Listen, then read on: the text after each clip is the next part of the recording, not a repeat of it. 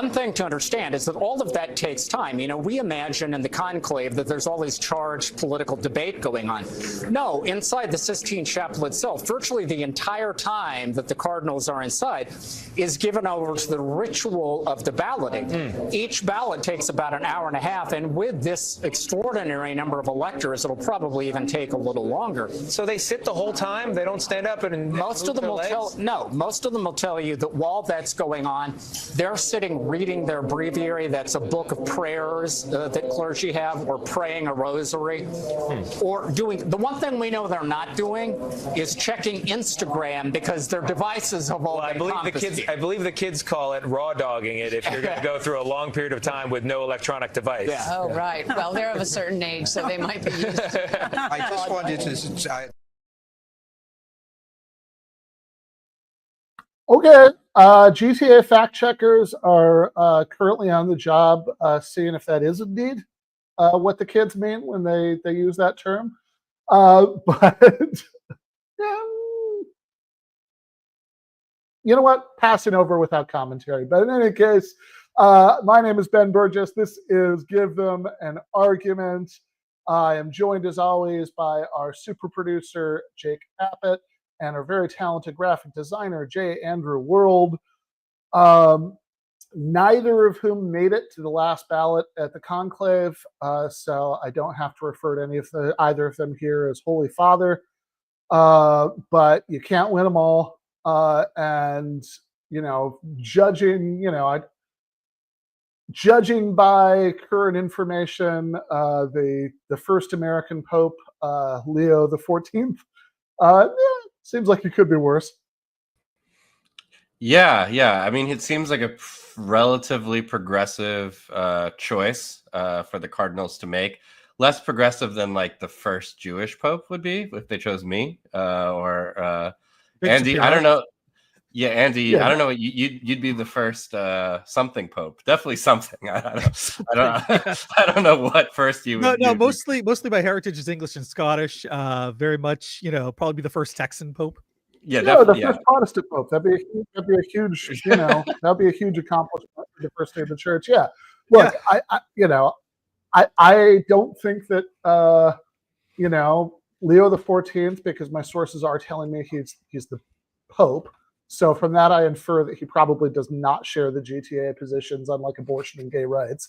But we were talking about this earlier. The fact that he chose that name and the point he seems to be making with choosing it is actually an interesting sign that he might have some halfway decent positions on other issues of interest to us. Yeah. Well, Ben, you've seen Conclave, right? The movie. I have. Yeah. So you have a bit of expertise. You're talking to someone who's both seen Conclave and checked out a Wikipedia article and listened to a podcast. So we're bringing you the expert opinions here on papal politics on GTAA.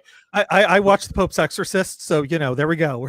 Yeah, so we have a rounded panel, a very well rounded panel. But what's interesting is that I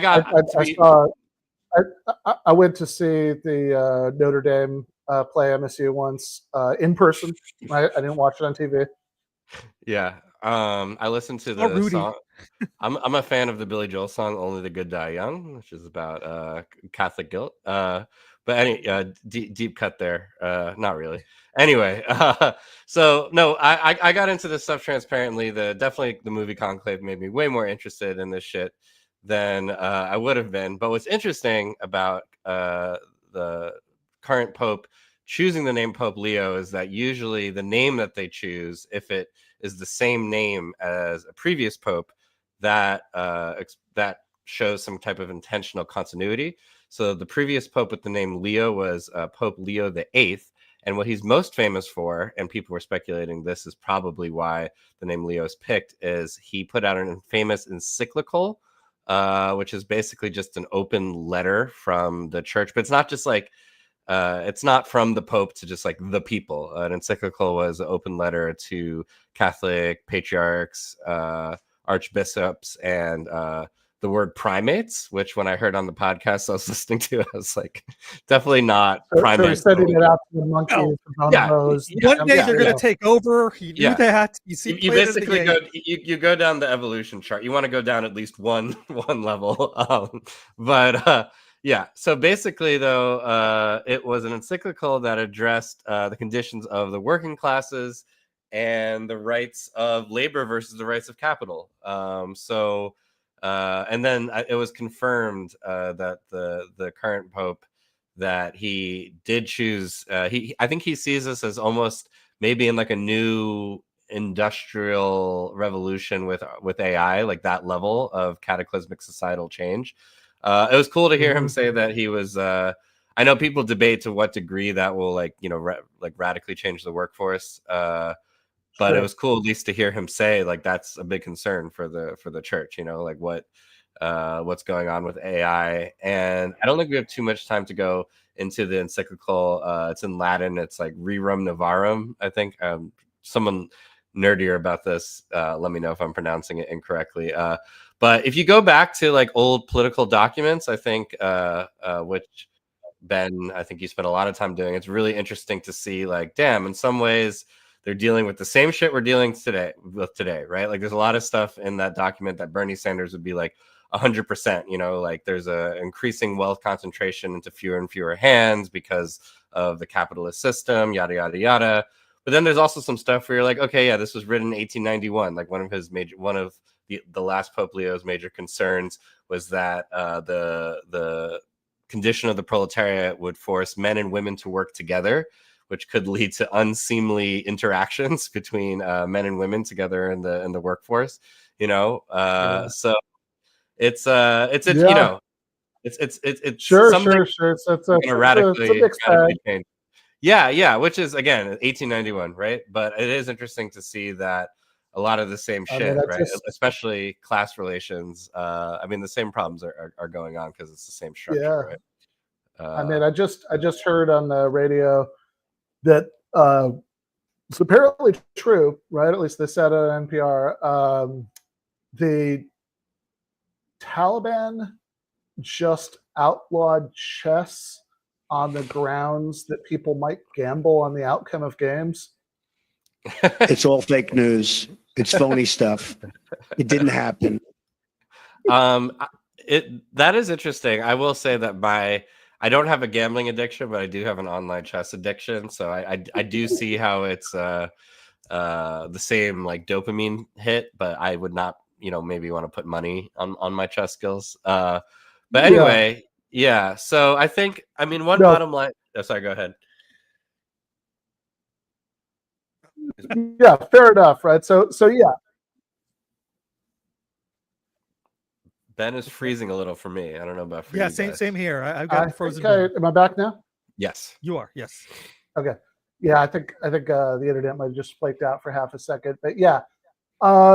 So it's so yeah. This is interesting thinking back to Pope Leo. I guess that would have been the 13th. Right? I'm checking with my papal history experts here. Yeah. By the way, I said the 8th. It's because I completely misread Roman numerals. It's X111. I was thinking V111. So that's the level of expertise that you're having here is the 13th. Yeah. No, we put a lot of effort. You need to think more about the Roman Empire, buddy. The X is guys. The X is 10. That's actually something that you might not know. People can learn something from this segment. Yeah. Yeah. So yeah, I have been actually thinking quite a lot about the sort of parallels between the 2020s and kind of the world of the late 19th century. So I just I just finished. So I've been doing in the GTAA Patron. We've been doing this weekly class on Capital on Sundays, late mornings West Coast, early afternoons East Coast. And so we just finished yesterday reading Capital Volume 1, which some of it I'm probably going to be talking about a little bit with our guest tonight, Andrew Hartman, who wrote a book called Karl Marx in America, because the final so that's Citizen Marx, different book. So there we go, Karl Marx in America by Andrew Hartman, and quite a bit of the final chapter of Capital is about sort of the way that America was changing in the late 19th century. And by the way, this is a good time to plug we are going to be doing a Capital Volume 2 class starting, I think, being realistic about the timeline, because I have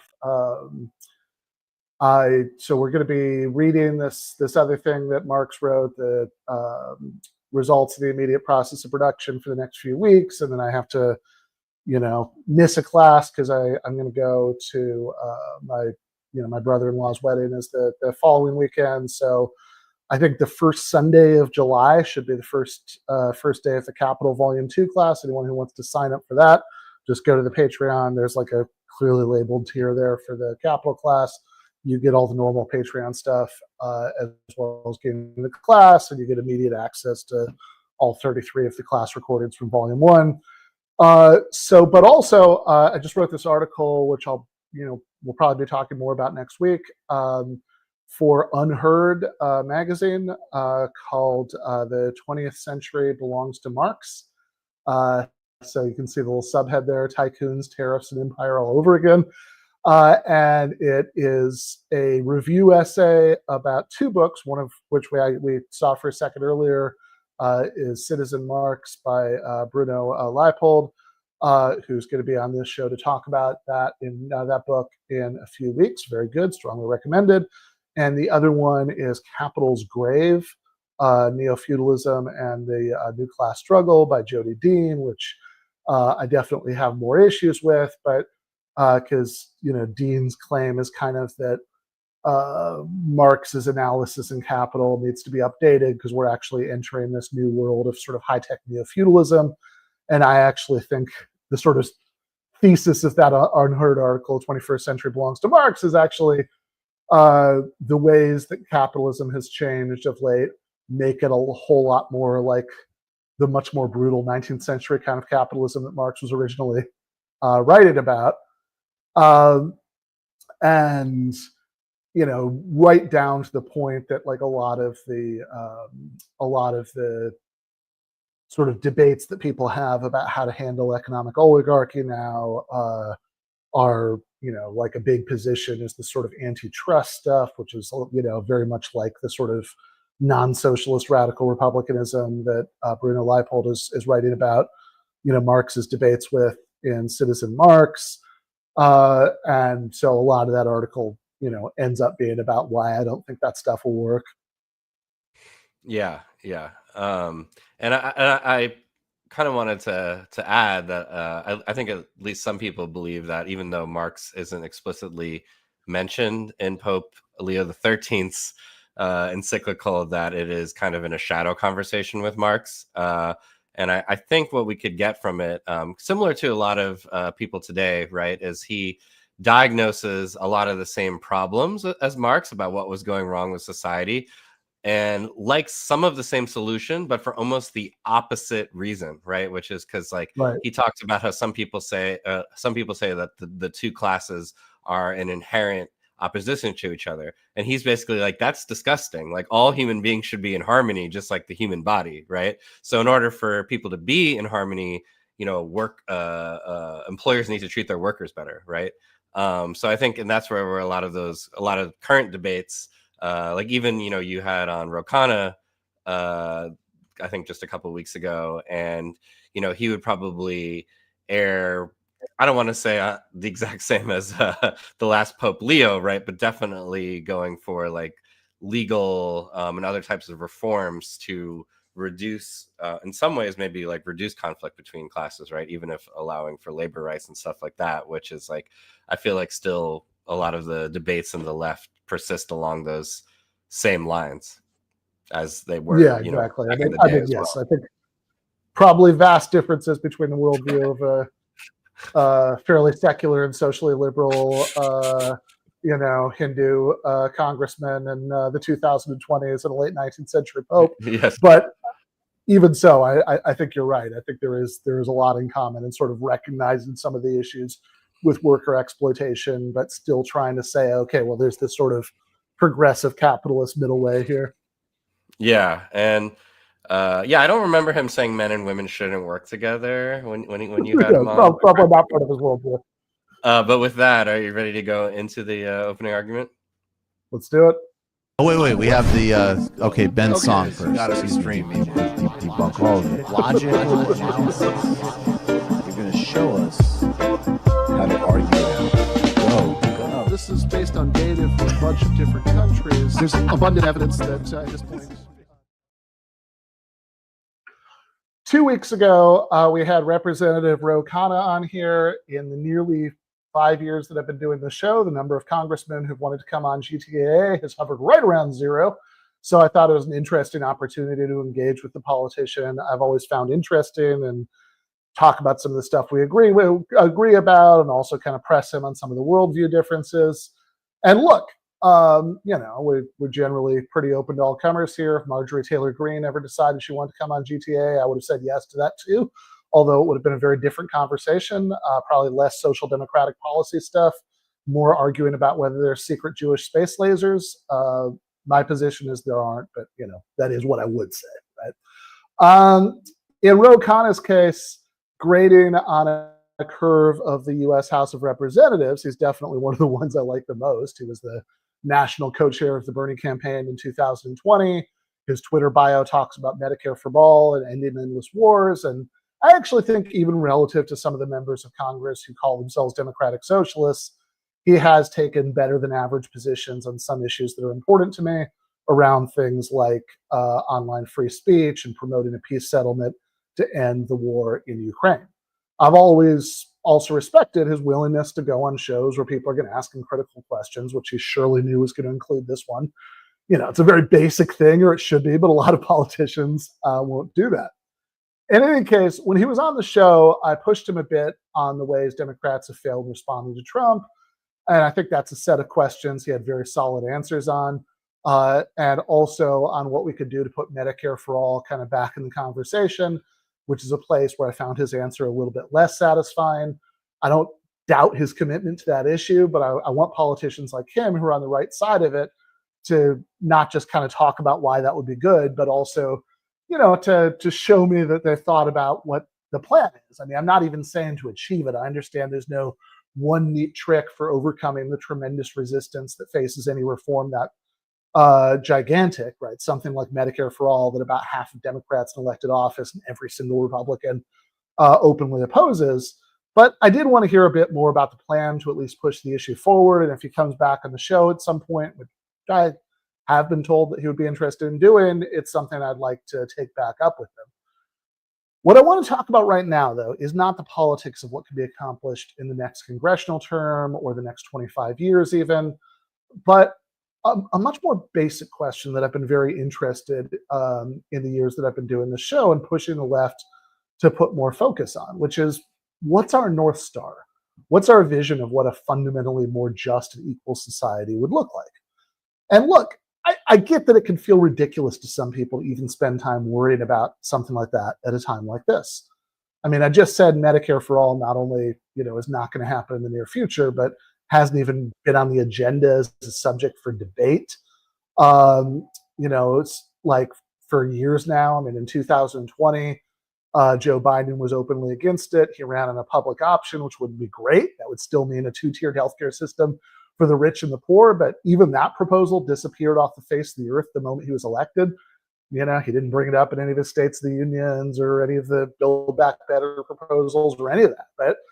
And now what's actually on the table, now the Republicans are running everything, is do they start slashing Medicaid beyond the grotesque shit that Doge has already been doing? And that doesn't even scratch the surface of the kind of evil nonsense that's been going on. I mean, the Trump administration put a college student legally resided in the United States in detention for 6 weeks in a cell for co-writing a mildly pro-Palestinian newspaper op-ed. And thank God she's finally out, but she might still get deported for it. That is not off the table yet. Stephen Miller, who basically can't open his mouth without reminding me of Vader telling Leia that the Emperor doesn't need the Senate anymore because regional governors will govern through fear, is out there saying out loud that if the courts don't, and I quote, do the right thing, unquote, on letting the administration brutalize immigrants as much as they want, President Trump might have to declare that the invasion of immigrants is a real official invasion that could justify suspending habeas corpus, which would mean the military could detain people and they'd have no right to challenge their detention in court. And yeah, they'd only do this to certain categories of persons, but the fun part is that if you're accused of being a member of one of those categories, you don't get your day in court to prove that you're not. So it is somewhat on the honor system, which even floating something like that should be way more of an everything else reaches to a halt while we talk about how insane that is moment for the country. I think there's a solid 95% or so chance that won't happen. But that 1 in 20 chance that's left over should be enough to keep you up at night. So given that extremely grim background about the politics of the moment, I can understand how somebody could say, hell with it. The defense of liberal democracy is all that matters right now. Why are you still talking about all this socialist stuff? Put all that on the back burner. But I think that would be a very profound mistake. To see why, let's start by noticing that there's a reason that Trump became president in the first place. We live in a profoundly unequal society, and one that in the last decades of the 20th century and going into the 21st was hollowed out by deindustrialization, has seen in that time spiking deaths of despair, the opioid epidemic, the Uberization of everything, rising economic insecurity and anxiety. And all of this has contributed to a deep well of populist rage that could have been harnessed in a good left-wing direction, but was instead ultimately harnessed through scapegoating to support right-wing xenophobic authoritarianism. Without understanding that, you can't understand anything about what's happened in the last 10 years with the rise of Trump.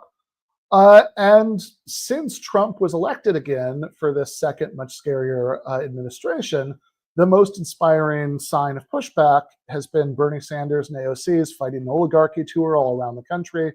You know, hundreds of thousands of people with no previous connection to Bernie-style politics have been flocking to those rallies because, sure, they're horrified by Trump, but they're particularly electrified by the combination of that anti-Trump message with a message that foregrounds the underlying barbarity of economic inequality. And the way the two have come together in an administration where Trump postures as a champion of the forgotten while surrounding himself with tech billionaires.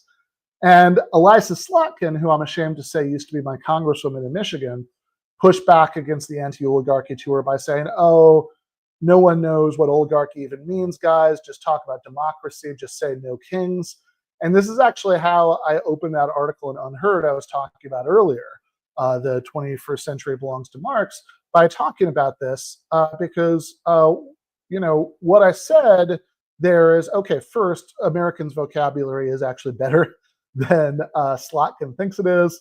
So most people, this is the first of those two poll graphics, do know that word, and they already know what it means.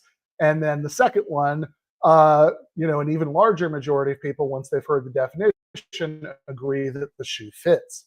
It's not actually that big a stretch to start taking the word we've been using for decades to describe shitty rich people in Russia and start applying it to shitty rich people in America.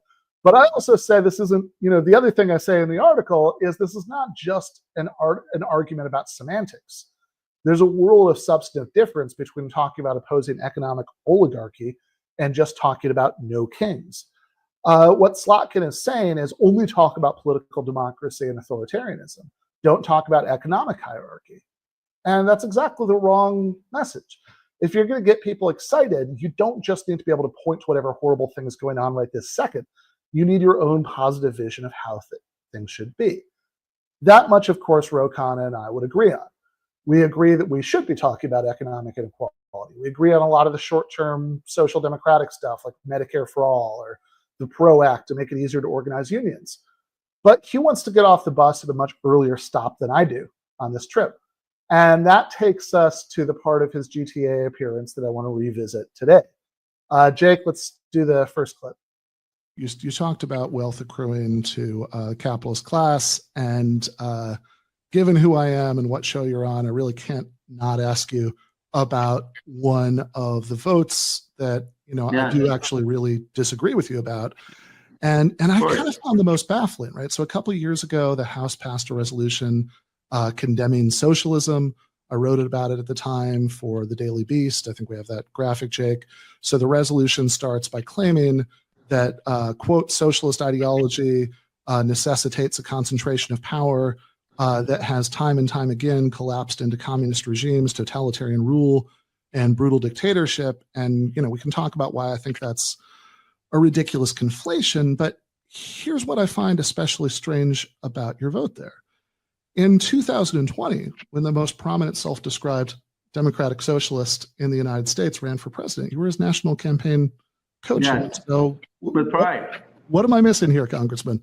Well, I think that what Bernie is a social democrat. What Bernie is a believer that you should have a universal safety net. Everyone should have health care, Medicare for all, free public college, child care, early childhood education, that there should be fair taxes on wealth to be able to create this kind of society. That is what is just, and that's also an investment in our human capital. That's very different than the belief that the government should control the means of production, that the government should literally run Apple and run U.S. Steel and run companies, which is what I take socialism to mean. Now, I will grant you that there was probably outrageous language in that resolution, but the core point is that I don't believe in the government taking over the means of production. I call myself a progressive capitalist, and I wanted to make that clear in the vote. But I concede that there were probably a parade of horribles, as is often the case, that I wouldn't agree with. And I really want to take some time to unpack that answer, because I think Khanna is a smart guy, and certainly more thoughtful than most people in his position. And obviously, given the political possibilities of the year 2025, where we are right this second, far more of an ally than an enemy politically. But I also think the disagreement here matters. It matters in principle, and it matters insofar as it's not a coincidence that the Nordic social democracies, for example, were built by the struggles of radical trade unionists and socialist parties, were fired up to kind of stay in that fight for the long haul by a long-term vision that went beyond just achieving social democracy. Hell, the kind of cadres that built up the CIO, right, the militant industrial unions in this country in the 1930s, and did a lot of the yeoman's work and, certain parts of the civil rights movement in the 50s and going into the 60s, were socialists and communists inspired by one interpretation or another of that same vision. And look, don't get me wrong. I obviously understand that even if there is a majority of the American public that would get behind reforming our current social contract in a more pro-worker direction to some degree, which I'm optimistic that there is, right now in 2025, there's certainly not a majority of the public behind collectivizing the means of production and putting them under workers' control. But I don't just want to figure out what messaging would land in the next election cycle or the next 10. I want to figure out what we actually want in the long run, both because I think people who have an inspiring long-term vision are going to be the best fighters for short-term reforms, for at least getting to the next couple of stops. And while what I will admit is at this point a pretty strained bus metaphor, but also because I actually do care. In fact, I care quite a lot about staying on the bus well beyond those stops. If you go with that old Gramsci line about the time the old world is dying and the new one isn't ready to be born, being a time of monsters, well, the monsters are all around us. That much is obvious. You can't miss them. But I want to get to that new world sooner or later so we can be done with that time of monsters. So I think the question of what we stand for in the long run matters. It matters a lot. So let's talk about that answer. When Congressman Khanna says, I don't want the government to run Apple or U.S. Steel, my very simple question is going to be, why not? It could be an answer about the economic incentives lining up properly for different outcomes we want. That's a sort of technical, logistical question. An engineering question about how we want socialism to work exactly. I have a book coming out probably next year, that I'm co-writing with Bhaskar Sankara and Mike Beggs, called The Blueprint. It's all about this exact question. We're still finishing up. But Verso did already do a version of what the cover is going to look like. That's the graphic you're looking at there. But, you know, so if it's just about making incentives work, that's one thing. But if it's a deeper divide, like what we're supposed to think, you know, are we supposed to think it's bad or tyrannical if the government did own Apple or US Steel? Why? Exactly why would that be bad? To whatever extent we have democracy in the political realm, that's the degree to which public ownership actually does mean ownership by the public. If the US Postal Service were sold off to private investors tomorrow, that would mean that ordinary people wouldn't even have the indirect control currently exercised by their elected representatives. Conversely, if US Steel was nationalized or if Apple was nationalized, we'd, you know, to whatever extent we have democracy, that's the extent to which we would all get a say in how it was run. Instead of just a bunch of Apple and US Steel shareholders having a say that's literally, officially, formally proportional to how much wealth they have to invest, which is certainly a system that we wouldn't approve of in the political realm. Wouldn't it be better to extend democracy to Apple and US Steel if we value democracy in general, right? Why does it stop being good when it comes to the governance of those operations? And so, you know, as I was kind of trying to probe him on this question, the next thing I pushed him on was, okay, I want to explore why you think nationalizing these companies would be bad. Is it just about the form that social ownership would take, or is it a more basic objection to taking it away from those private investors? So to try to push him a bit on that, I asked him about a different form that collective ownership could potentially take. This is the second clip. Some of those companies that you mentioned, you think that it would be ridiculous for the government to own. If we move towards a form of social organization where, you know, workers collectively owned them, in, you know, or that was more the economic norm, would that be a bad thing? And if so, why? Well, I am for workers' cooperatives, and I have supported expanding worker cooperatives. I've supported expanding, giving workers stock in companies. I've supported it, giving workers seats on boards of companies. But I guess I do believe that there's room for the eccentric genius, the eccentric person of not just genius but passion to say, look, I want to have the freedom to build something, make something, exchange something without necessarily needing a collective buy-in. I mean, and that is the classic story of a small business owner or an entrepreneur. And to me, that is a freedom, a freedom that we should celebrate while making sure that that workers have dignity and voice and a say and appropriate compensation. But I think it would be a mistake to, not just a mistake in terms of economic growth or productivity, but a mistake in terms of human fulfillment to say that that individuals couldn't have the ability to have thoughts, ideas, plans apart from a majority or a collective that they get to implement. And that's, to me, the defense of why you have a free enterprise. But within it, I do think that everyone needs to have the investment in education and healthcare and fair wages.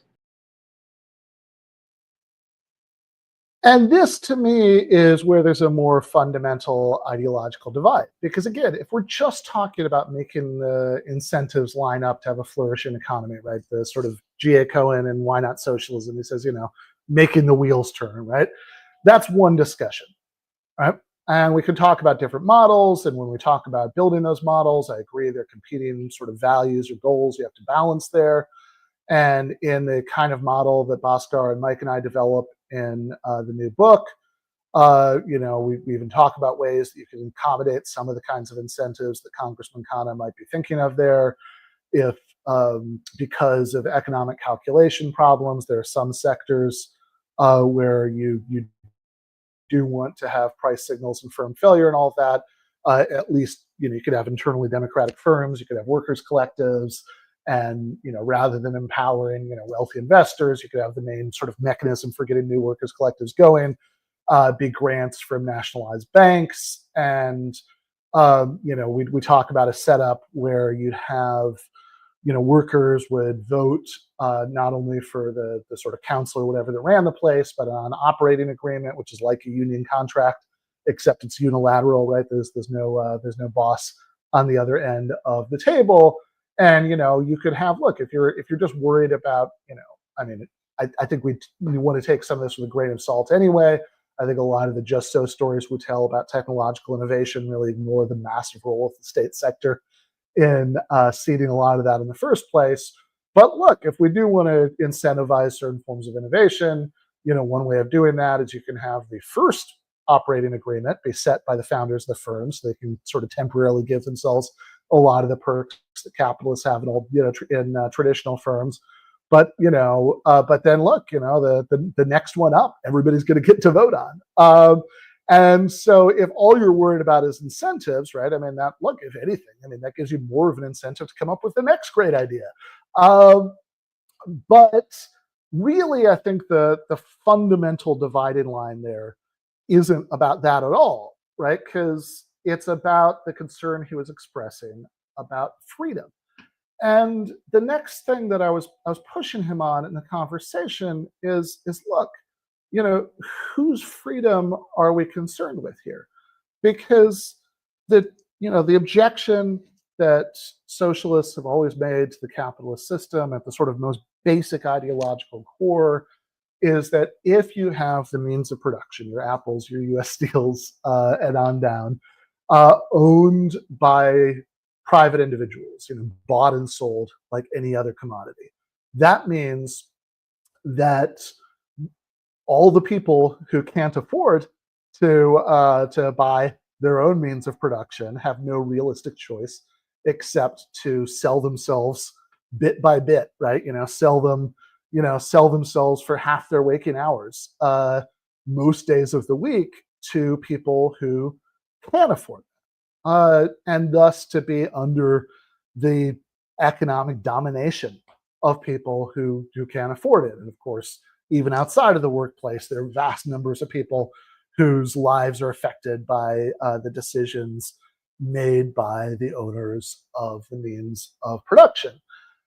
And so the last clip that we wanted to run is the last little exchange we had on this topic before we moved on, when I started to push him about, okay, is this a kind of freedom that you're worried about, right? You're talking about the freedom of innovators to sort of have their idea implemented without having to run it by a collective, but what about the freedom of this much larger group of people who then end up being economically dominated by whoever can afford to buy the means of production? So let's do the last clip. I think that there is a balance, and you need workplace democracy of some kind as well. Most of the time we spend is at work. Most people in this country, unfortunately, don't like their work. I've read somewhere that 70% change their jobs in 2 years. And that's why I do think that workers should have some form of ownership. It's giving incentive to give them some kind of equity, some kind of stock. If workers should have some kind of voice in the board. So you'd be in favor of like co-determination, like you have maybe for firms of a certain size. You have the kinds of things they have even in Germany, where there's some worker representatives who have to be on the board. Yeah, I've been on Tammy Baldwin's bill to have a third of the board, have worker representation. I think it's in particular important of labor protections and that kind of worker representation in a world of AI, where we need to see what kind of notice someone would get before being laid off, what kind of severance they would get, what kind of voice they would have, that automation isn't used just to eliminate positions, but to augment people. So I think there is a tension, but I think the tension shouldn't go to the point where individuals, for their own passion, whether it's their own art, whether it's their own cupcakes, whether it's their own technology, can't pursue something without the veto of the majority. I mean, I think in a democracy, we want to find room for self-expression that the market, in my view, does do, though needing checks of equality with for workers. And I recognize that there's a tension in those two things. And look, I don't want to overstate the point here, and I don't want to lose a sense of perspective, because I do realize that the person I was talking to in that clip is, I mean, my God, relative to American politicians, is like in the 99th percentile of, certainly at that level of influence and being in Congress, is in the 99th percentile good positions on this. I think given the current state of the Overton window, if I think achieving the kind of co-determination reforms that he's talking about would be a giant step in the right direction, and even that would be a huge struggle. I mean, my God, imagine what the pushback would look like, if there's a serious attempt to do that. But I also think that there is a very basic philosophical divide here, because I understand that right now in the world of 2025, most people, not most viewers of this show, but most people, when they hear sort of Khanna given the anti-socialist part of his case, the sort of like, okay, this is why, he wants to go, many steps that I like in the right direction, but he wants to stop far short of socialism. And he's sort of explaining, here's why I want to stop at social democracy and not go all the way to socialism. That the kinds of things he says about the freedom of individuals to have their vision realized, having to run it by a collective, are the kinds of things that most Americans would nod along to. I think that as much as like there is encouraging evidence that that you can get together a majority coalition for all kinds of good social democratic things, et cetera, et cetera. I understand that we have not won that ideological war yet, with the general population. But my very basic objection to this is a really, really simple one, and it's just basic egalitarianism. That, look, if you think everybody counts the same, why are we concerned with the freedom of business owners to have their vision and goals and dreams implemented without having to run it by a collective? And we're not equally interested in every other human being's ability to implement their goals, dreams, etc., which is denied to the precise extent that they are denied a say in what goes on in the workplace, that they're denied control over the place that they have to spend so much of their lives, as the congressman himself said. And I think once you really internalize that sort of deeper egalitarianism, that it's like, yeah, sure, if we're just focused on one set of individuals, this can sound pretty good. People should be able to achieve their dreams without other people getting veto power over it. But if what you really mean is people should be able to have their dreams implemented by other people who are forced by economic circumstances to be there and to follow orders, and those other people shouldn't have a say in accordance with their own dreams about which dreams they want to be implemented on the job, I think that is a real failure of democratic equality. And, we were talking earlier in the show about the 19th century and sort of, older struggles for democracy. And if you think about the sort of view of liberal constitutional monarchists of previous eras, people who would say, oh, I don't want to go as far as these crazy radicals who want a republic, but sure, I want to reform the status quo in all sorts of ways, right? I think that, maybe a third of parliament should be made up of elected representatives of the people, not hereditary nobles, because it's important that the people have some say, so there's some balance there. Or sure, I think that the king's power should be limited in all sorts of ways, so he can't tyrannize us. But I mean, he's still the king. He's still the rightful holder of the throne. So I still think he should have a lot of power over domestic and foreign policy. The way that we look back on those views from the vantage point of the 21st century, may be the way that in future centuries people look back on this advocacy of this kind of halfway house of progressive capitalism, or at least I really, really hope so.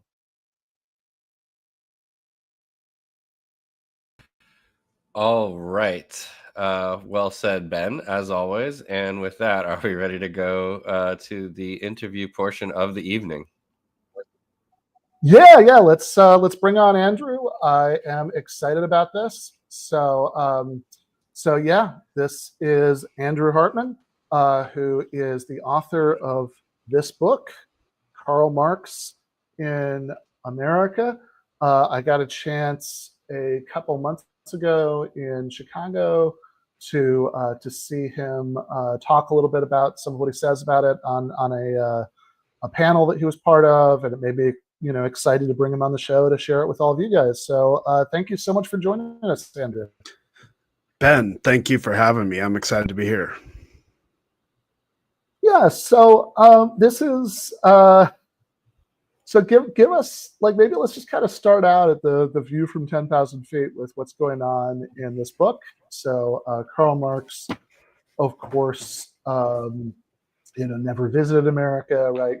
He spent his entire life in first continental Europe and then England, of course. Although, fun fact, he did at one point consider moving to America, and he was going to move to Texas, which is an amazing image to contemplate. Marx in Texas. So what's the what's the Marx America connection that you're exploring here in this book? Karl Marx, Texas Ranger. Now that's a novel somebody needs to write. Yes, I'd read the shit out of that. So would I. Yeah, so I have been an avid reader in Marxist literature, Marxist scholarship since my early 20s, but I'm a trained U.S. historian, and although I've always had somewhat of a Marxist perspective on U.S. history, I've never really mixed these two, my passion for Marx and my expertise in U.S. history. But with this book, I decided to do so. So I became really curious. How have Americans thought about Marx? How have Americans read Marx, written about Marx, put Marx into action? How have they used Marx to critique various things about American politics and economics and society? And also, how have Americans, I guess, used Marx as that demonized other in order to build up a liberal or conservative political theory? And so I dove into all of that, and the book starts in the 1840s, looking at how Karl Marx has viewed how he viewed the United States. I pause a great deal in the first chapter on Marx's writings on the Civil War, because those proved to, it seems to me, incalculable in his understanding of capitalism as conveyed in, great picture there, as conveyed in Capital, Volume 1, which of course is published 2 years after the end of the American Civil War. And then after that first chapter, I have 8 chapters proceeding in chronological order, starting with the first Gilded Age, going through our current Gilded Age, so right up through the present, how Americans have thought about Karl Marx. That's the skeleton of the book. Well, yeah, so I want to start with what you were just teased about, how the other side of the coin, right? They had at the beginning about how Marx viewed America, because one thing that's always kind of driven me crazy about the sort of the double standards of which historical thinkers are blamed for historical, which historical atrocities and which aren't, right? So if Nietzsche is claimed by the Nazis, that doesn't seem to be held against him nearly as much as Marx being claimed by Stalinists, and or John Locke actually being directly involved in a certain way with colonialism and the slave trade. But in in Marx's case, I mean, the only head of state that, to the best of my knowledge, that he ever liked enough to send a friendly letter to was Abraham Lincoln. Yeah, I think that's you're exactly right about that. So during the 1850s, I think a lot of people, this might be surprising, maybe not your listeners, but during the 1850s, Marx wrote over 500 articles as a European correspondent for the New York Tribune. The New York Tribune was the most widely read newspaper in the world during the 1850s. This is the Horace Greeley published paper that was the rag of the Republican Party. And so even though Marx wrote these articles without a byline, it's without a doubt that Lincoln read many of Marx's thoughts on European politics. And these articles were not anodyne. They were definitely sort of what you would expect from Marx. Shorter versions, of course, than what we're used to reading, but these were Marxist analyses of European politics that were informing a Republican readership in the United States. And so like by having that job, that was his only job really during the 1850s, a really important source of his income, he paid a great deal of attention to what was happening in the United States. And this was made possible in part by the fact that lots of his friends and comrades from the failed 1848 revolutions, the Germans, made their way to the United States. These are the 48ers, of course. Some ended up in London like Marx, but many ended up in the United States, and many of them got very involved in Republican Party politics, abolitionism, and several key figures like Joseph Wedemeyer, who was a good friend of Marx's and Engels in 1848, ended up as a higher up, a major in the U.S. Army during the Civil War. In fact, he was in charge of defending St. Louis during the Civil War. And many of these 48ers were deeply, deeply against slavery and believed that the only way to win the Civil War was to make the war about or from one of the Constitution to one of revolution. Marx, of course, agreed with them, and their exchanges informed his take on the Civil War. He then wrote several lengthy articles about the Civil War for an Austrian newspaper. And as well, we have collections of letters he wrote to and from the 48ers, and also a whole batch of letters he shared with Engels during the Civil War. So we have a very good sense of what he thought about the Civil War. He liked Lincoln to the extent that Marx, a communist, could like a Republican. Yeah, right. He believed, he was kind of like unimpressed oftentimes by Lincoln's rhetoric, but kind of in a way enjoyed it because it demonstrated a sort of small d democratic American sensibility. Whereas at the time in Europe, there were these grandiose monstrosities like the 18th Brumaire. He deeply, deeply opposed slavery on moral grounds, of course, but also on tactical, or I guess you could say strategic grounds, in the sense that, as he wrote in Capital and elsewhere, if the working class was going to be divided, or a part of the working class, as he wrote, branded the black skin, then it was impossible to organize for socialism or organize for working class power. And so he envisioned that once slavery was abolished in the United States, and of course after serfdom was abolished in Russia, that this would only enhance working class power as against capitalism, because the working class would no longer have these intractable divisions.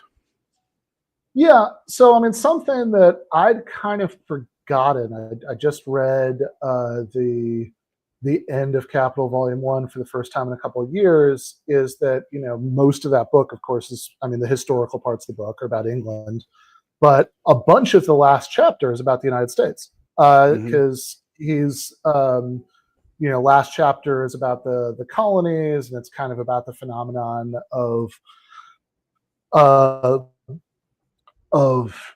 capitalism actually being very hard to build up in these places that were still being settled, because people wouldn't stay as workers. They'd like if there was like all this unclaimed land, they would just like go become small independent farmers, because why would they, why would they just sort of stay and submit to being workers, when that was still an option? And then, and so he's obviously using that to make a point about European capitalism, but he also sort of says, as you say, right, and this book is coming out 2 years after the end of the Civil War, and he's kind of describing the economic changes brought about by the Civil War, and the ways that it's just no longer, even then in 1867, no longer true that sort of it was quite as easy, for anybody to just like go off and, and become a independent small farmer. He says the Great Republic has therefore ceased to be the promised land for emigrating workers, which I guess does kind of get us into what you're talking about in the second chapter about, to start thinking about Marx's reception in America about what was going on in the, that Gilded Age, and how some Americans trying to make sense of it turn to Marx. Yeah, when people think about Marx's thoughts on capital in relation to the Americas, they probably most likely will think about his theory of primitive accumulation, and that is like slavery, genocide, imperialism, colonialism were all the preconditions for capital.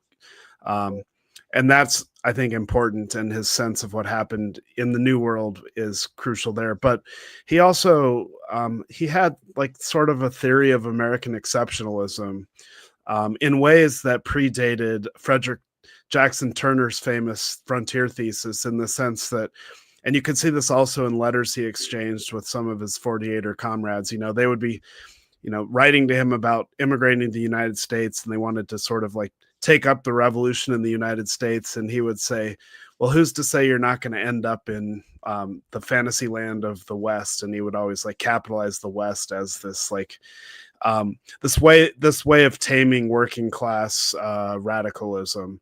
And I think that was both objectively true historically, in terms of one of the reasons why 19th century militant like labor unionism didn't immediately get off the ground in the US, perhaps in some ways that it did in Europe. But it also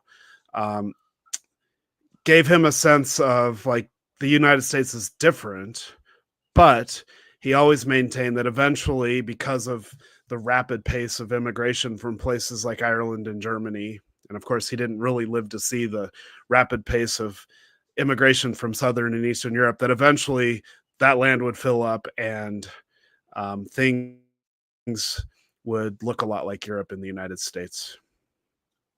Yeah.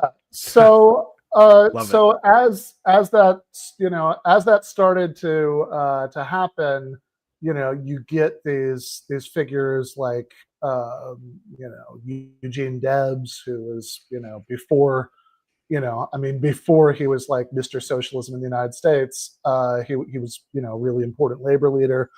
Involved in like very militant strikes, went to jail for it, etc. People like Deb started to read Marx and think that this like spoke to what they were what they were seeing around them in the United States. Yeah, so the early reception of Marx in the United States, to me, is one of the more interesting stories that I discovered. So when we think about like how do we think about Marx in relation to the working class, the thing that often stands out most to people is that the working class is the vanguard of the future socialist or communist revolution. We tend to sort of turn to the Communist Manifesto, but that is not the Marx that people in the United States were reading in the Gilded Age. Rather, in these German immigrant socialist communities, and there was like a deep socialist culture in cities like New York or Milwaukee or Cincinnati. They were sharing serialized versions of parts of Capital, especially his chapter on the working day. And so they were deeply enmeshed in Marx's labor theory of value. And that was what was informing their activism. That's what's informing the communist clubs that are developing in New York. That's what eventually comes to inform the socialists who are building the Socialist Party of America, German immigrants like Victor Berger. And although, as you mentioned, Debs came into this through the labor movement, when he goes to prison in Woodstock, Illinois, as a result of the Pullman strike in 1894, socialists like Berger and socialists from all over they come visit him. They hand him all this Marxist literature, including sections of Capital. And according to Debs, he read through all of this, and he later talked about how reading Marx for the first time set his wires alive. And it was while in prison in 1894 that he realized he was a socialist. A bit of this might be apocryphal, but eventually, by the time Debs takes over leadership of the Socialist Party of America in 1901, he is, to my mind, a Marxist. Now, he still sort of mixes his Marxism with I guess what you might call a prophetic American Christian or populist sensibility. He knows how to speak to all types of Americans, but his vision of capitalism and his vision of how a movement might overcome capitalism is deeply rooted in Marx. Yeah, so I mean, something you kind of alluded to that's interesting and maybe worth lingering on for a second is the immigrant connection and all this, right? I know in the Socialist Party, like right up through World War I and the Russian Revolution, the split, that created the Communist Party. There were, partially just because this, reflected, the sort of like a significant part of the American population at this point, but like also maybe because of the sort of specific ways that socialist ideas were coming in, that you have all of these like foreign language federations that were like a huge part of it. Like I know when like Leon Trotsky was living in New York, he was like active in like the Russian language federation of the Socialist Party, and so there's a sort of interesting cleavage here between like what these like German immigrant socialists who are reading Marx in the original and were kind of fixated on the labor theory value that you're talking about might be interested in, and what somebody who's somebody like Debs who has like a bit of a more immediate connection with the American labor movement might be interested in. Yeah.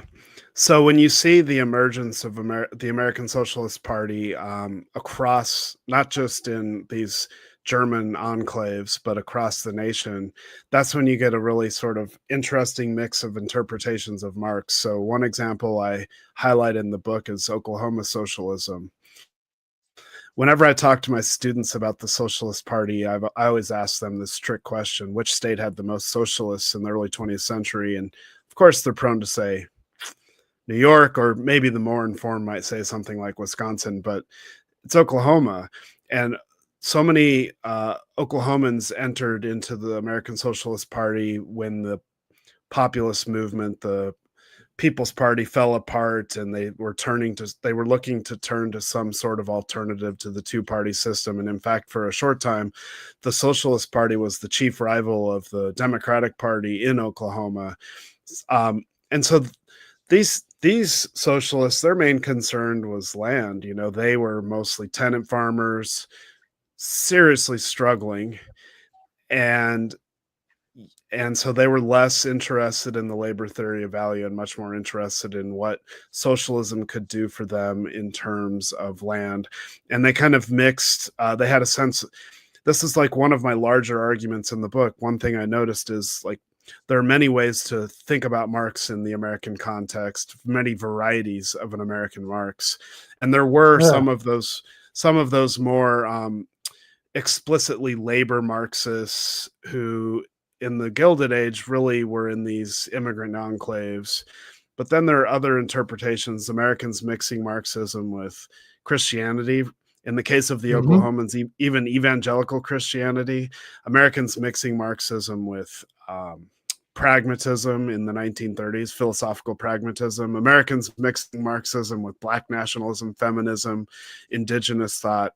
And that's one of the more, to me, like entertaining aspects of researching this book. The Oklahomans were some of the first to venture out. And in a way, I think you could make the case that Oklahoma socialists sort of anticipated like Maoism, or anticipated the Marxism of Cubans in terms of thinking about land reform as a Marxist project. Yeah. Yeah, that's a fun connection. I guess although always thought it was hilarious that, to the best of my knowledge, the only U.S. state that put a socialist on any currency is Alabama, right? The state quarter is Helen Keller, right? So, but yeah, which actually maybe says sort of following this chronologically and in the order that you present those in the chapters in the book, right? So so chapter 3 is about Marx the Bolshevik, right? As the because certainly something that's inevitably going to shape perceptions of Marx, both in positive ways and in very negative ones, is the fact that what is it, like 1/6 of the surface of the earth or whatever it was, that was there was a the first sort of successful anti-capitalist revolution in world history, carried out by people who were talking about Marx all the time, right? So I mean that's both going to sort of inspire people who have a like I've seen the future and it works sort of reaction to that, and kind of really cement him as the great demon of people who have the opposite reaction. Yeah. So the Bolshevik Revolution had a galvanizing effect on American socialism and the American interpretation of Marx, but in the context, or I guess under the shadow of extreme state repression. And those two in combination really altered the whole trajectory of the socialist movement in the United States. So, of course, World War I and the various machineries of state repression that were created during World War I to stamp out dissent largely crushed the left. State and local governments used the federal machinery as an excuse, for example, to utterly destroy the industrial workers of the world, the Wobblies. The Socialist Party, as well, as everyone knows, Debs ended up in prison for giving a speech against American entry into World War I. Or that was a tiny aspect of the speech, and that was one that federal censors latched onto. This repression picked up pace after the Bolshevik Revolution and after World War I. Thousands of Marxists, anarchists, socialists were deported into exile, back to Russia. Many imprisoned, some lynched, killed. And in that context, there's an emergence of what I would call a conservative movement. They didn't have that terminology in the 1920s, but you see the emergence of the second Ku Klux Klan, extreme nativism that results in the most restrictive immigration policy, anti-immigration policy in U.S. history. All of that combined with big business being emphasized by government. The Republican presidents, from Harding to Coolidge to Hoover, who were elected during the 1920s, were all very friendly to big business, a much more laissez-faire form of capitalism than what preceded it with the progressive state. And so, like, these are not good conditions for socialist organizing.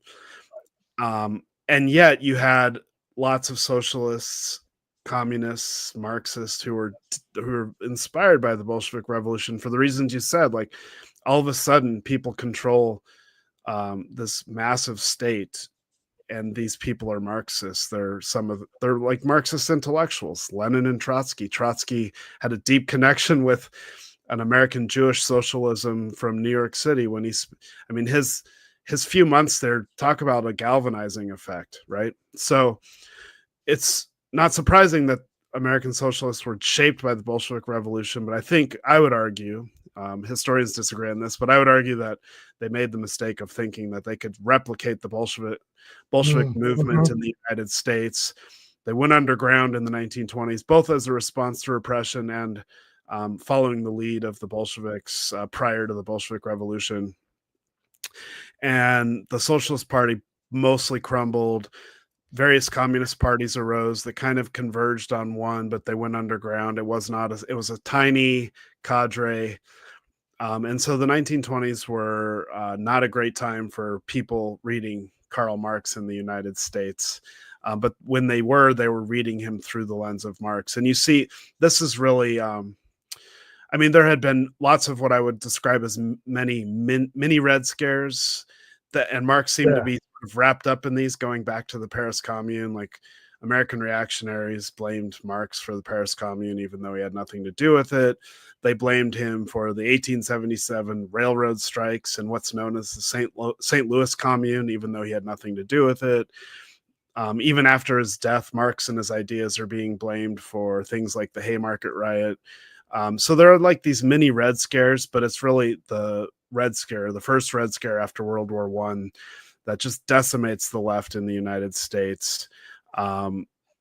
And lots of reactionaries, some liberals, but lots of reactionaries in this context start using Marx as the boogeyman, and that becomes a common pattern throughout the 20th and right into the 21st centuries. Yeah, right. I mean, I literally just happened to see on Twitter earlier today, the right-wing radio host Mark Levin, tweeting something about AOC, and I was Marxist, moron. So yeah, it continues to be a very convenient bogeyman now. Although I often think of it as like the goal has got to be getting like reactionaries to actually be scared of Marxism again, and not just to use it as like a convenient slur for their liberal political enemies. Yeah. Yeah. But I do want to go back to the thing you said about American Marxists often making the mistake of believing that they can sort of replicate the Bolshevik Revolution in the United States, right? So like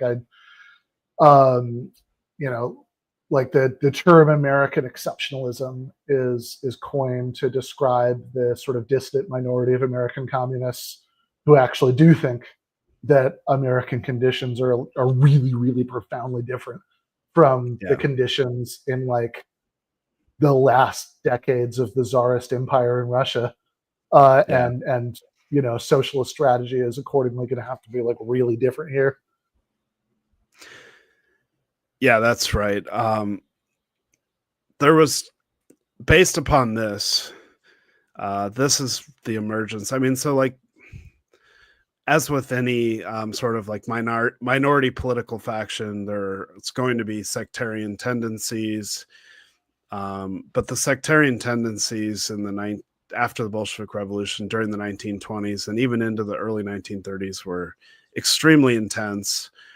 And this is one of the questions, right? Like, so do American Marxists, socialist communists follow the lead of Moscow? Do they take orders from Moscow? Do they try to replicate something that happened in a much next? Or do we build something that they thought was more appropriate to a very different country? And that's going to be an ongoing debate right on up through World War II and afterwards on the left. Yeah, well, so let's advance into some of that history there, right? So the next chapter up is, I believe, is the one about the Great Depression, which is something that sort of is obviously going to spur great interest in Marx in America and other places too, of course. For like different reasons than the Bolshevik Revolution. I mean, in both case, the Bolshevik Revolution, you're talking about something that, in a certain sense, like Marx didn't think was going to happen, actually, right? That there's that like socialist revolution, could break out in this backward, semi-feudal, country. But it's like people who led it or Marxist intellectuals, sort of obvious why that's going to spur an interest in Marx. But the Great Depression looks like a really visceral sort of vindication of exactly the kind of thing that Marx does think is going to happen. It's like, look, one of the problems with capitalism is that it's really prone to crises. That's exactly right. So the 1930s is the biggest boom in the history of American Marx reception. I kind of track these periods in U.S. history when lots of Americans are reading Marx favorably. I think there have been 4 of these, what I call boom periods. First Gilded Age, the 1930s is the biggest period.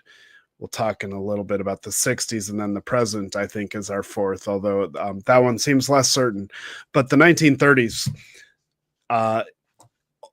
if you were an intellectual worth your salt, you were reading Marx, you were writing about Marx, you were hiding away in a library trying to figure out how Marx helped make sense of the United States. Like so many people were reading and writing about Marx in the 1930s.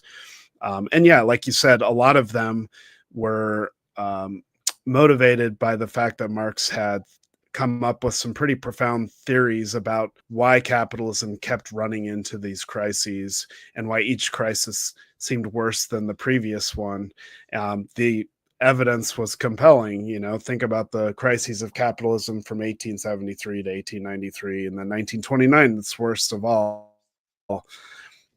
This in the context of what becomes a growing communist movement centered around the Communist Party of the United States, but there are lots of other parties and sects and like nonpartisan alignments as well. You have upwards of 1 million or more Americans who have some affinity for American communism, and there's a lot of motivation to read Marx to help figure out what's going on. There's also a great deal of motivation amongst some of the more like what you might call like sophisticated philosophical thinkers to Americanize Marx, to fit Marx into an American context. And so out of this, you get some pretty original thought. Sidney Hook, chief among these original thinkers for melding a Deweyan pragmatism with Marxism, especially some of Marx's early writings, what some people have described as his humanist writings. These writings, the early Marx, had not yet been translated into English, but Hook could read the German and had spent time in Germany and had spent time in Moscow, learning to become a Marxist philosopher. And he wrote this book in 1933, Towards an Understanding of Karl Marx, that I think is among my top 5 books written by American thinkers on Karl Marx. It's truly, I think, a brilliant mix of pragmatism and Marxism. So that's just one example of many, many people during the 1930s who were, they kind of thought, well, if we're going to figure this out, we have to fit Marx to this situation. So it's a very different response than the immediate response after the Bolshevik Revolution. Yeah, actually, so this is a good question. I don't. So you talk about the economic and philosophical manuscripts of 1844, right? For the early humanist stuff. When is that translated into English? Not until after World War II. Okay. The first people to do those translations in the United States are some people that were closely associated with C.L.R. James. There's this Johnson Forrest tendency. Probably not many people, unless you're deeply ingrained in the history of the sectarian left, know about these people. Although there might be more people aware of them now, because one of the people is Grace Lee, who then marries James Boggs, the radical labor organizer out of Detroit. She becomes Grace Lee Boggs. So there's some scholarship about them, but also a person who is prominent in my book in the chapters after World War II, and that is Raya Dunayskayeva, a Russian immigrant who was an early joiner of the Communist Party, became an avid Marx scholar. She quit the Communist Party after the Stalin purges, but Marxist throughout her life. She ends up a Trotskyist at first. In fact, she's Trotsky's secretary in Mexico City until that ended tragically, and then comes back to the U.S. and is organizing with other Trotskyists, and then helps found this breakaway group with Grace Lee and C.L.R. James. So Raya Dunayskayeva and Grace Lee had immense language skills, and they translated the early Marx for the first time into English for an American audience. There might have been some other ones in England, but that was about 1947 through the early 50s when they undertook those. And it greatly shaped the American reception of Marx into the 1960s. Yeah. So I do want to get to that, but in the, just kind of continuing like directly with the terminology, when you're talking about, the 1950s, I think, so the story you get into in the book here is about the sort of anti-Marxist, reception of Marx as kind of a figure who, 1950s American liberalism, defines itself against, right? Like maybe in some cases people who, were young and impulsive and, indulged in that in the Great Depression, but, now they're sort of responsible custodians of what's best in the American tradition. And so they want to reject conservatism, certainly, but they also want to reject Marx. Yeah, before I get into the historical analysis, just a quick funny story since I mentioned Sidney Hook. He of course goes from Marxism to Cold War liberalism and eventually to conservatism. Ends up kind of a prominent neoconservative. Eventually Reagan awards him the Presidential Medal of Freedom. In the 1960s, when there's this reemergence of interest in Marx, some young radicals approached him and asked if they could publish a new edition of his book, Toward an Understanding of Karl Marx, because it was out of print, hard to get. And he said no. Right. Imagine, I just can't imagine. Like, yeah, of course, please read my stuff. Even if I disagree with my younger version of myself, please read it. But he was so anti-Marxist by that point, he said no. So yeah, I have a chapter on mid-century liberalism, or the Cold War liberals. And my argument is that they invented an American political tradition in the early Cold War. Some might call it the liberal tradition. They thought they were this was their fantasy at least, that this had always been an American tradition, but it really was invented by them in the 1950s. And their whole approach was to read Marx, interpret Marx as a way to invent their tradition against Marx. And this was actually surprising to me. I guess in retrospect it shouldn't have been, but still I was surprised by the fact that I couldn't come across a single prominent liberal intellectual in the United States from the middle 1940s up through the late 1950s who wasn't writing about Marx in some fashion. Their argument was kind of twofold. First of all, liberalism defeated fascism and now is going to defeat communism, ignoring some pretty convenient facts about who actually defeated fascism inside. Yes. Yeah. But and also their argument was that the New Deal, thus liberalism, had rendered Marxism obsolete because one of Marx's arguments is that capitalism immiserates the workers, and the New Deal had created middle class or working class prosperity. And there's I guess degree of truth there, a couple of qualifiers. First of all, because Marx did not live to see the emergence of the 20th century social welfare states. And that might have changed his perspective on a couple of things, but a couple of qualifiers. And I think this is something that you're well versed in. The social welfare state, including the New Deal, does not get built up without a bunch of Marxists helping the cause. And you might even go so far as to agree with Eric Hobsbawm, who argued that the Western capitalist democracies and social welfare states don't survive the 20th century without the Soviet Union and communism as this counterexample that certainly helped. That required that they had to give their working class something, right? Right. The other qualifier, though, is that when I read most of these books sitting in the British Library, and I kept thinking to myself, kind of laughing to myself, just wait, right? This version of capitalism that you think disproved Marx is short-lived. It's an exception to the rule. In any case, right? And I think yeah, I mean, look, I mean, there's I think actually at that panel that I saw you in Chicago, I thought you said some like sort of nuanced and sort of thoughtful and good things about the relationship between,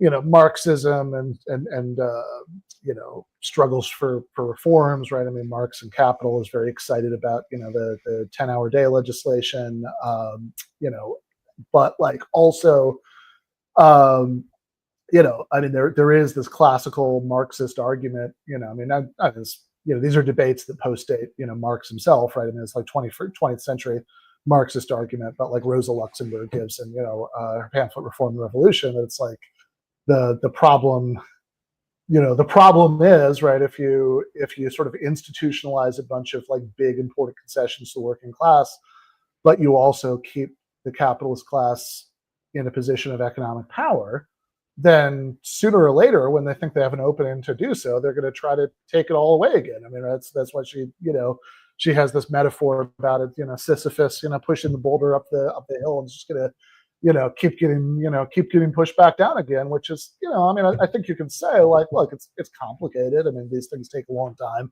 Historically, they, like the degree to which it happens in one country or another is variable. There are lots of there are lots of places that even decades into the neoliberal turn still have a lot of good social democratic stuff, whatever. But it's like, it seems really hard to deny at this point in history. I mean, I understand that in the 1950s, it could seem like this New Deal order was just going to last forever. But like looking back on it for the 2020s, it's really hard to deny that it's like, oh yeah, this stuff can all get taken away again. Yeah, exactly. The 150 plus year debate, it's probably a much longer debate, but at least amongst Marxists about reform and revolution I think it's a knotty problem. I don't think there's an easy sort of answer to the problem. Marx was a revolutionary who supported lots of reforms and believed that reforms that improved the conditions for the working class were also reforms that increased their power. I tend to think that's true mostly as a rule.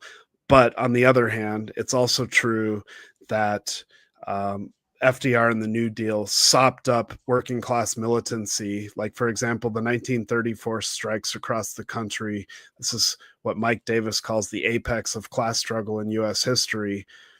The Second New Deal and the National Labor Relations Act were both good things for the working class, I would argue, and undoubtedly an effort to sop up that militancy, sop up that radicalism, bring it into the fold and make these people good Democrats. Sure. And it worked. Like the Communist Party itself almost became like a junior partner in the New Deal. So these are just difficult questions.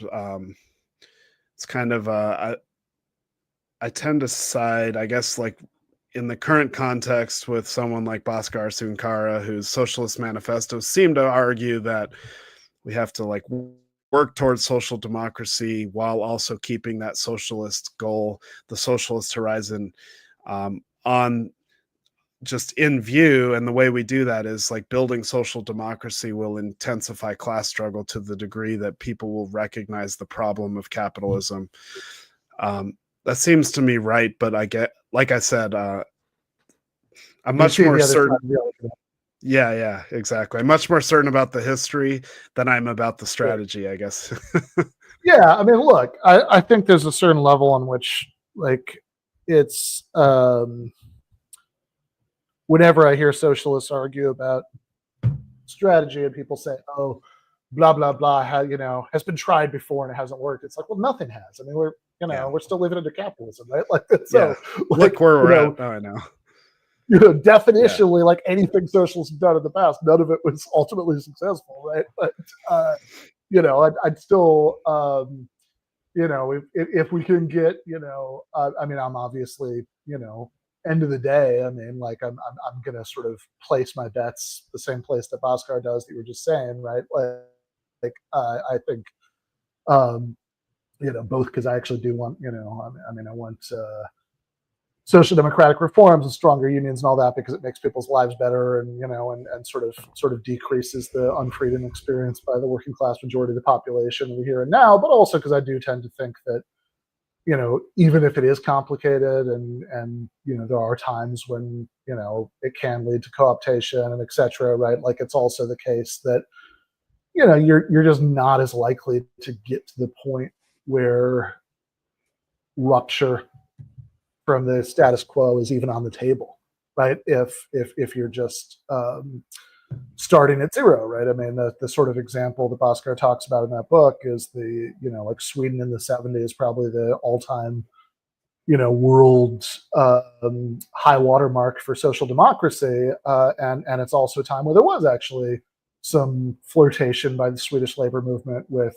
collectivizing the means of production through the Meidner Plan, and there was tremendous backlash and they backed away from it, right? But I mean, like, man, it's sort of unimaginable to even have that as like a live political debate in the United States, that like that a major political party wants to do that, right? I mean, like we haven't, like you were saying with the 1930s, like I mean, I was just watching recently,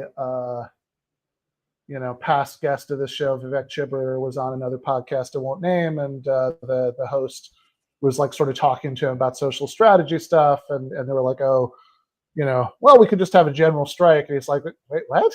Right? Like and the host's like, oh, so what conditions do you need that we don't have? He's like, unions, right? Like, we haven't even had like citywide general strikes in the United States since the 1930s, right? Whereas there are, various countries in Europe where like things like nationwide general strikes are much more within the realm of what people might expect to actually have happen. But I do want to spend just a few minutes on the part of your book where you're talking about, sadly, a version of the left with much less roots in the working class, but certainly an intellectually interesting period in the reception of Marx in America, which is the Vietnam era New Left. Mm-hmm. And I don't want to linger on this too long because my understanding is that tomorrow night you're going to be interviewed by my neighbor in Rosarito, Jason Miles, and I know he wants to really get into some of this with you. But just as a little preview, right? I mean, what's the what's different about the way that Marx is received in the New Left era? Well, what's different has a lot to do with the economic conditions, right? The 1960s is an era in U.S. history when lots and lots of people don't experience economic precarity. It might be the best time for the most people, economically speaking. Lots of problems. We don't have to hash those out. But surprisingly, I guess, given those circumstances, a left does emerge, and it emerges around civil rights, but especially emerges in opposition to the war in Vietnam. And because a left emerges, and because lots of the people who were involved in this they might have been red diaper babies or had some sort of familial or association with previous movements of the left, Marx is there from the get-go. In fact, some of the most influential New Left thinkers, like the historians who published the magazine, the journal Studies on the Left out of the University of Wisconsin in Madison, these are like pretty heady leftist thinkers who are taking Marx in some interesting directions to understand U.S. history. They're much more focused on their theory of state capitalism or liberal capitalism, which makes sense in that context, right? But there's also more attention to Marx and Marxism that touches on imperialism with the Vietnam War in mind. But honestly, the Marx that makes the biggest splash in the 1960s is the early so-called humanist Marx. You can see a lot of affinities of young rebels who felt alienated from the fact that they didn't feel like they had any say over American democracy, especially in the context of the war, who felt like the culture didn't represent their values. in a whole variety of ways. And there's affinity there between the Marx who, like the eloquent bard of alienation from the economic and philosophic manuscripts and some of his other earlier writings, which were less in the weeds of political economy and a bit more philosophical and poetic. It's kind of an existential Marx, perhaps, but that's a really that's the Marx that makes the mark in the 1960s with lots of people. Yeah, right. Which makes a lot of sense given the preoccupations of the time, and I think is I mean, look, it's stuff that's it's stuff that it's good. I think that was to have be rediscovered. I mean, I mean, obviously it's a controversial point. Like you have this sort of Althusser kind of perspective that like the sort of later mature economic Marx has sort of put childish things behind him in that regard. But I've never really bought that, right? It's always seemed to me that the critique of political economy is like informed by the humanistic concerns, like that's the like that's ultimately why Marx cares about this stuff in the first place. The thing that humans were alienated from was a system that took that, if our species being is our labor, the things we work on, and there's an economic and social system that is like stealing from us the things we work on, that's the most important aspect of alienation that Marx identified in 1844. He spent the rest of his career trying to figure out exactly how that worked and what we could do about it. So I don't really see the separation between the early and later Marx. But I also don't get into the weeds of that debate too much in the book. The Althusserian, I guess, there's like the Althusser and E.P. Thompson on the other side. I don't get into the weeds of that debate. If listeners are interested in that, they're going to have to go elsewhere. Yeah. Okay. Sure. Fair enough. But I mean, what you're, but you are talking about people who, I think in some cases sort of have the, like maybe even have kind of the opposite, perspective from the Althusserian thing, which is like, hey, maybe these are really different, and if so, people who are like really interested, much more in mid 1840s Marx, right? That's the Marx that really speaks to them. Well, there's a sense that maybe Marx before the Communist Manifesto was more small d democratic and would speak to maybe countercultural impulses. Raya Dunetskaeva's book, Marxism and Freedom, which is published in 1962 and like widely read and reviewed in the New Left press, because she considered herself what she called a Marxist humanist. She's really rooted in this early Marxist thought. There are degrees of truth there that the early Marx better sort of transposed onto countercultural ethos that was small d democratic. But the basics, but a couple of things, the basic Marx's whole like life project, I don't think changed that radically. But also there were lots of people in the 60s who were still committed to understanding the later Marx, Capital. Right. The Grundrisse gets translated in the 1960s in English by Martin Nicholas, who is writing in the United States. And so there's like basically there's just a myriad different ways in which people were reading Marx in the 1960s, a much wider variety than in earlier iterations. Yeah, fair enough.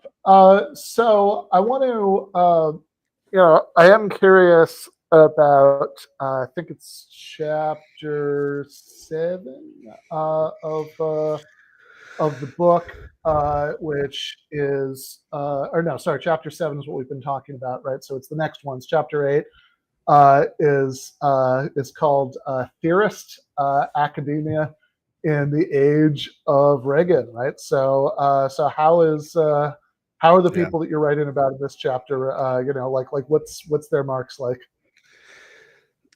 So the 70s, 80s, and 90s, in many ways a politically conservative era. I mean, there's varieties. There's different ways to think about that, of course. But from my vantage point, from the point of view of a Marxist, I would argue that these were not friendly times to Marxist politics.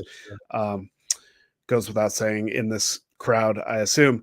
But Marx doesn't just sort of die out the way he sort of did in the 1920s, in large part because of the big and booming university system and lots of professors in the humanities and social sciences and the various new studies pick up Marx as one of many theorists, as an interesting theorist to help them understand a whole variety of things. And so if the book itself is about the sort of many variations of Marx in the United States, this just multiplies exponentially during this time period. But it's hardly ever in a very political setting. It's just in academic seminars and academic press published books. And so Marx has a place in history, which I find really interesting and profound as a historian. So I have a whole section on Eugene Genovese, for example, and how he used Marx, but also especially Gramsci, to understand American slavery. There's a whole section on the ways in which Marx was taken up by cultural theorists seriously by someone like Frederick Jameson. And then in that context, you see a fascination with Marxist theory from Capital on commodity fetishism. But then cultural theorists kind of take him in some unusual ways as well, and he becomes just another dead white man who needs to be sort of moved beyond. You see lots of black nationalist thinkers like Cedric Robinson take him up in pretty anti-Marxist ways in order to foster a black nationalist politics. Feminist thinkers take him up. Some, like Angela Davis, very seriously. She's trying to meld Marxism with feminist thought in pretty sophisticated ways, but other trying to sort of dismiss Marxism because it's a class-based politics when what really matters, what's really at the origin of human oppression, is gender-based politics. So all of the ways in which anybody who probably read Marx in college and thought about Marx in college, especially grad school, this all really begins to flower from the 1970s onwards. Yeah, I mean, there's a lot there. But one name you just mentioned in passing there, I think it might be worth spending a minute on, because I suspect that fewer people who might watch this, listen to it later, are familiar with this guy than might be familiar with like a Cedric Robinson or an Angela Davis. Is Eugene Genovese, and he's kind of a fascinatingly odd character as he evolves. So you want to just kind of take a minute to explain this guy? Such a weird dude. Really fascinating. There hasn't been a biography written about him, but that's just waiting to happen, I think. So, grew up in this New York socialist milieu, reading Marx from a very early age. His family's from Sicily, so he doesn't have either the German or Jewish roots that most New York Marxists had, but he's in that milieu. Becomes a Marxist as a teenager, wants to go to grad school, studies with famous historians like Richard Hofstadter at Columbia, but eventually comes upon one of his professors tells him, well, if you really want to understand the ruling class and you want to be a U.S. historian, you should understand the Southern planter class, the slaveocracy. And so he makes that his career. He becomes arguably the most preeminent historian of the Southern plantation class, the antebellum South, in the last quarter century of the 20th century in the United States. And he takes a Gramscian approach that is most evident in his most famous book, Roll, Jordan, Roll, in which he argues that the planter class had complete and utter hegemony over the enslaved to the degree that they sort of understood the logic of their world through the eyes of the slaveocracy, right? This book is massive. It won a bunch of awards. It makes him a really famous historian. It's written in 1974. Now, before that, he was like a hardcore member of the Communist Party. Famously, during a teach-in at Rutgers, I think in like 1968, declares at a teach-in that he hopes the Viet Cong win. This sort of puts him on a bunch of enemy lists. Often calls himself a Stalinist. In part, I think he believed that he was a Stalinist, but also this was a good way to, as they would now say, troll the libs. And but so one of my graduate advisor, Leo Rebuffo, good friend of mine, the late great Leo Rebuffo, he studied with Genovese as an undergrad at Rutgers. They became lifelong friends, and he used to tell me that Gene, the transition from Gene's Marxism to conservative Catholicism made sense because the basic organizing principle of his politics was anti-liberalism. He just hated liberals. And so eventually he becomes a conservative Catholic. And to many of his readers, maybe this was not surprising because there always seemed like a hint of apology for the Southern slavocracy. He argued that they were the best, most effective resistance to capitalism in American history. And he was arguing that when he was still a Marxist. He was highly critical of Marx's interpretation of the Civil War because he thought Marx was too nice to the Union, because Genovese believed the Union represented capitalism. So, there's a long history in the United States of apologists for slavery who seemed critical of industrial capitalism. And Genovese, I guess, follows in that suit, but takes a weird path to get there. I mean, yeah. I mean, I would just say parenthetically, the Union did represent capitalism, but just that there are other things that are worse. Exactly. And that's how Marx understood it as well. Yeah, exactly. But yeah, I mean, going back to before the Civil War, I mean, there was all this like Southern slave apologia that was sort of weirdly anti-capitalist, because it was like, oh, look at these people condemning us, but like, look how bad these like emerging factories are. And, yeah, like our working class, they would argue, this is, the prominent arguments being made in the South. Our working class, well, we're paternalistic. We clothe them, we feed them, we give them housing.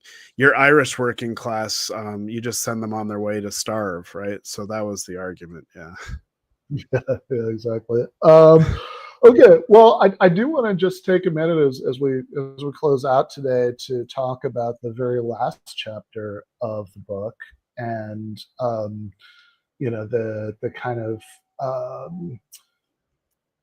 the horizon here, right? So, you said earlier that there's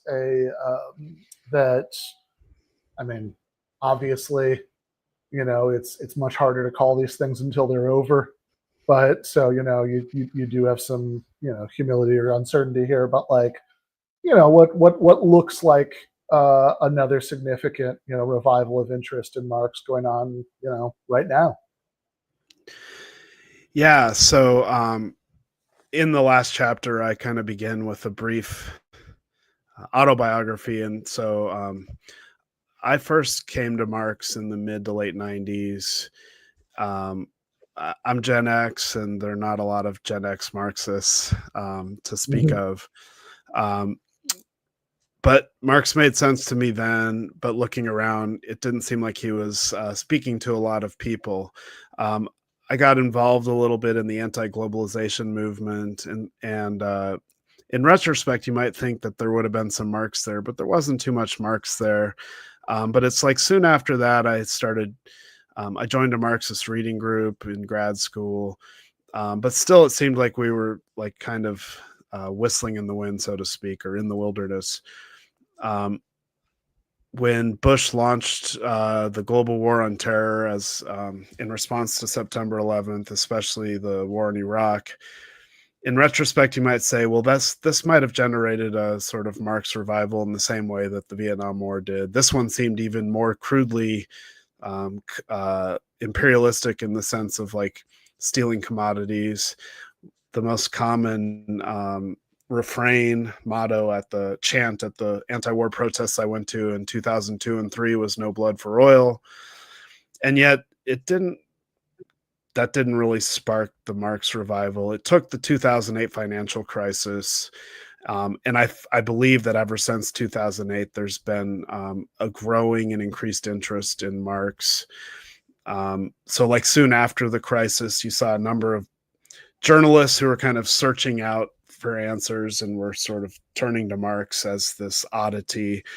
You see a number of prominent Marxists come out with new books about Marx. I mean, David Capital kind of kept up his lifelong project explaining the uneven development of capitalism through Marx, but comes out with a pretty well-read book in 2010 that explained the whole crisis through a very Marxist analysis.